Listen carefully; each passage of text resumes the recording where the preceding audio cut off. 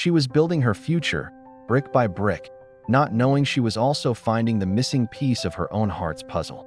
Alara, a name whispered with reverence in architectural circles, could craft empires from glass and steel, but her own life felt like an empty blueprint.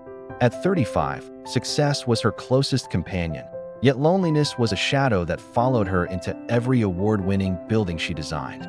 So, she decided to build a home not for a client, but for her soul. A sanctuary. Her drafting table became an altar. For weeks, she poured her dreams onto paper. It wasn't just a house, it was a feeling.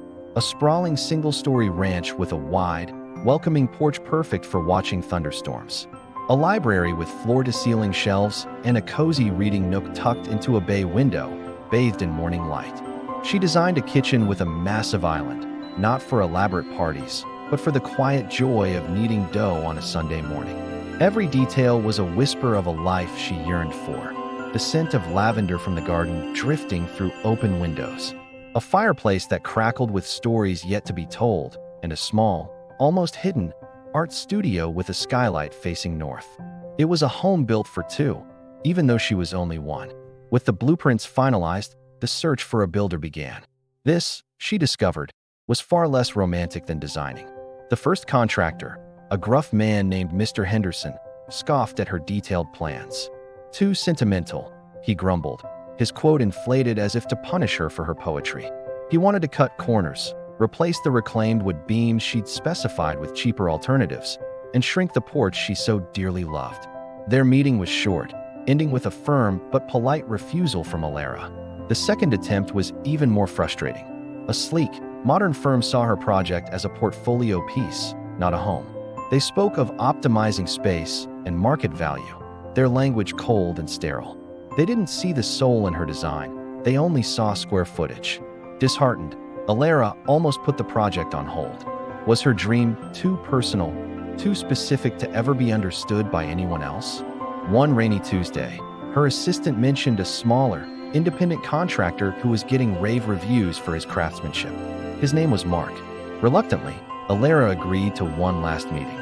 He walked into her office, shaking the rain from his coat, and his smile was the first ray of sunshine she'd seen all day. He wasn't like the others. He didn't just look at the blueprints, he studied them. He ran his fingers over the lines as if reading a beloved story. He asked questions not about cost, but about feeling. "This reading nook," he said, his voice warm and thoughtful. "You must love the morning sun." Alara, taken aback, simply nodded. "And the kitchen island," he continued, a twinkle in his eye. "It's big enough for two people to cook together without bumping elbows." A blush crept up her neck. He saw it. He saw the unspoken dreams woven into the design. His quote was fair, his passion infectious. She hired him on the spot. As the foundation was laid, a new foundation was forming between them. Mark was on site every day, and Alara found herself making excuses to visit. They'd walk through the skeletal framework of the house, their conversations flowing as easily as the architectural plans. They discovered a shared love for old jazz music, a preference for coffee over tea, and a mutual obsession with finding the best pizza in the city. Mark wasn't just building her house, he was becoming a part of it. He'd suggest small, brilliant improvements that felt as if they came from her own mind. A hidden spice rack by the stove, a slightly deeper windowsill in the bedroom for her future cat to nap on. It was uncanny how perfectly he understood her vision. One afternoon, while discussing the library, Mark paused, a look of strange recognition on his face. He was staring at the plans for the bay window nook.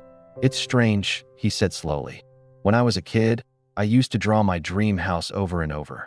It had a room just like this. A place to read, surrounded by windows, where you could watch the world go by." Alara's heart skipped a beat. It was a sweet coincidence, she told herself. But the coincidences kept piling up. A week later, as they chose stone for the fireplace, he picked the exact shade of river rock she had secretly saved on her private inspiration board. "This stone," he explained, "it reminds me of a little stream I used to play in as a child. It always felt like home." The connection between them deepened, evolving from professional respect into a tender, unspoken affection. Their hands would brush as they looked over samples, and their eyes would meet and hold for a moment too long across the rising walls of the house. The air crackled with a silent energy, a sense of destiny that was both thrilling and terrifying. Alara, a woman who built her life on logic and precision, found herself lost in a sea of emotion. This man wasn't just building her house. He felt like he was a part of her, someone she had known forever. The breaking point came on a sun-drenched afternoon. They were in the nearly finished art studio. Alara was explaining why she needed the north-facing skylight for the consistent, indirect light. Mark listened intently, then a soft, nostalgic smile touched his lips. "My mother was a painter," he said quietly. "She always dreamed of a studio with a north-facing skylight. She used to say it was the most honest light to paint in." He then pulled out his phone, scrolling through old photos. He stopped on a faded, hand-drawn picture. It was a child's drawing, rendered in crayon. A long, single-story house with a wide porch. A library with a big, round window. And there, on the side, a small room with a skylight. It was her house. It was her dream, drawn by the hand of a little boy decades ago. Alara stared at the drawing, then at Mark's face, her mind reeling. The house, the jazz music, the river stones, the north-facing light. It wasn't a series of coincidences. It was a constellation of shared dreams, a map leading them to this exact moment. He hadn't just understood her design. He had been dreaming the same dream his entire life. The home she had designed out of loneliness was the very home he had imagined out of love for his own family. It was their shared soul, made of wood and stone. A profound silence settled between them, filled with a question that hung heavier than any hammer or beam. Was this magic, or was it memory? Could two souls dream the same dream without ever having met? The house was finished, a masterpiece of love and premonition. It stood waiting, a perfect sanctuary for two.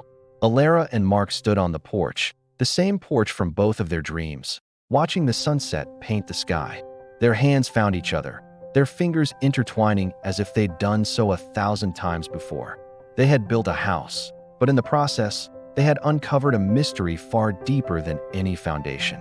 They had found each other, but the biggest question remained unanswered. Why? What cosmic thread had woven their lives together so inextricably? As they stood on the threshold of their new life, they both knew this was just the beginning. The house was finished, but their real story was just about to be built. And deep in an old, dusty attic in Mark's childhood home, a forgotten wooden box sat waiting. Inside it lay a faded photograph of two children playing, a photograph that held the key to everything. Thanks for watching our story unfold. If you're as captivated as we are and want to find out what's in that box, be sure to like this video, share it with a fellow romantic, and subscribe to our channel. Don't forget to hit the notification bell so you don't miss the next chapter. See you soon.